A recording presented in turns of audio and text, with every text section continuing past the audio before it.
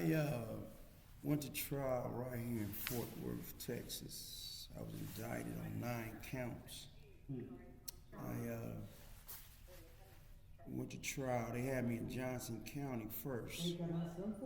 And back to Johnson County, I went to Fort Worth Medical Facility because they had just built that right there inside of Fort Worth Medical, FCI, Low.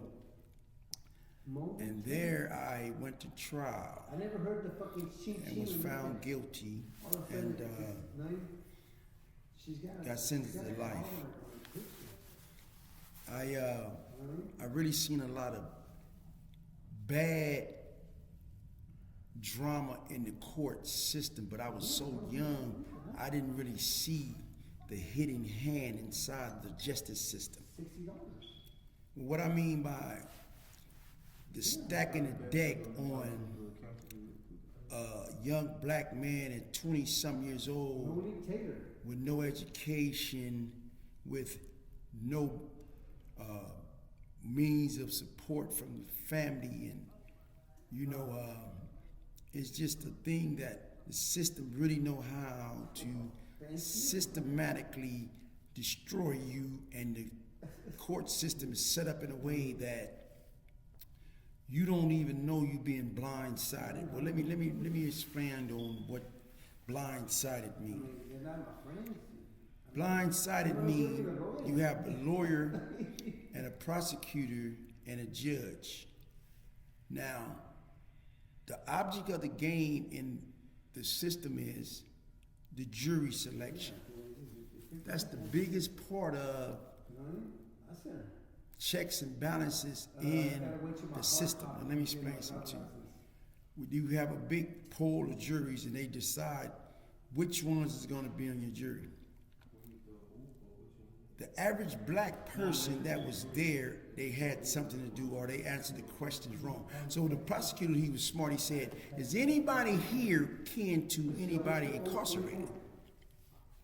And the black people, they going to raise their hand because a lot of them have incarcerated family members. And he looked at them and said, okay, I'm going to scratch them. Then the next question was, is anybody in here kin to law enforcement? So quite naturally the white folks going to raise, fire department, white folks going to raise their hand, and that's what they did. The white folks raised their hand. The prosecutor looked and said, okay, we're going to put a lot of those guys on the jury because I didn't know that. So when we got down to the 12, I had 11 whites and 1 black.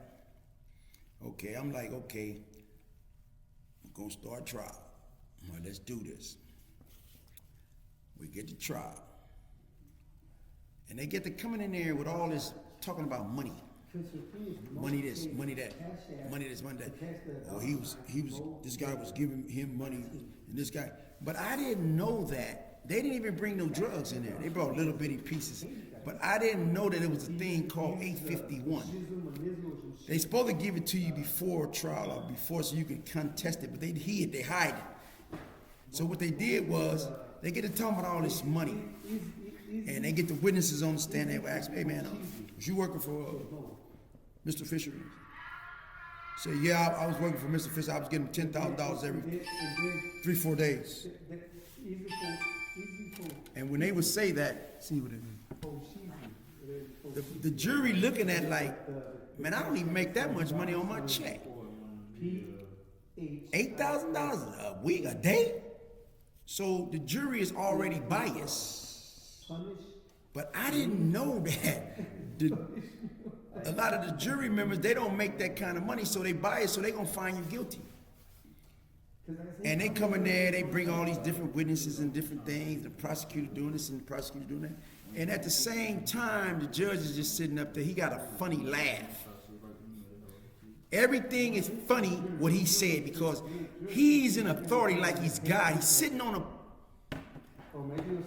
bench and he's looking down on everybody, and every time he would say, if somebody would say objection, he would say objection. Another guy would say objection. Overruled. Well, Your Honor, the Supreme Court say this, overruled. But he had a funny way of overruling things, and it wasn't funny to me because my life was on line.